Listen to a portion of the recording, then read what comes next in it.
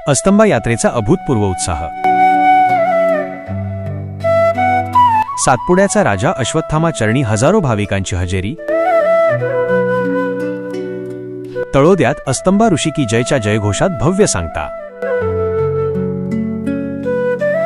दीपक गोसावी।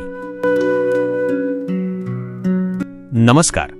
साक्षात महाभारतातील चिरंजीव अश्वत्थामा अस्तंबा ऋषी यांच्या देवस्थानाच्या यात्रेने यंदाच्या दीपावली पर्वात सातपुड्याचे शिखर अक्षरशः दणाणून सोडले।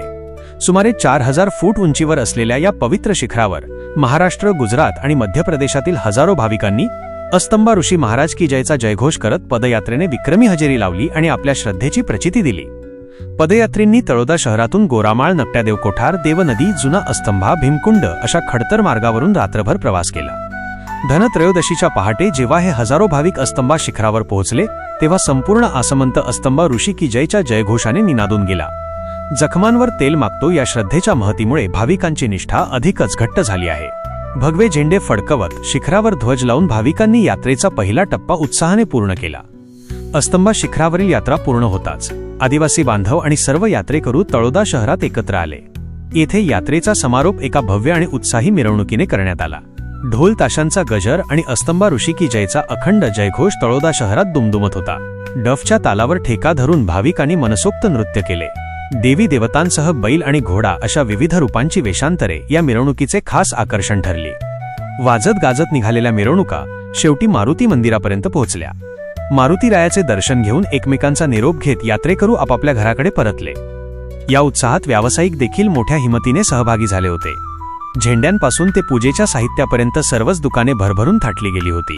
तळोद्यातील या उत्साहानंतरही अनेक आदिवासी बांधवांच्या श्रद्धेचा प्रवास थांबलेला नाही। पावबा ऋषी की जयचा जयघोष करत त्यांनी आता नंदुरबार तालुक्यातील नाशिंदे येथील पावबा ऋषीच्या यात्रेसाठी प्रस्थान केले आहे। अस्तंबा यात्रा ही केवळ एक धार्मिक पदयात्रा नसून सातपुड्यातील आदिवासी बांधवांच्या प्रबळ श्रद्धा आणि सांस्कृतिक परंपरेचा एक ज्वलंत आणि दैदिप्यमान आविष्कार आहे।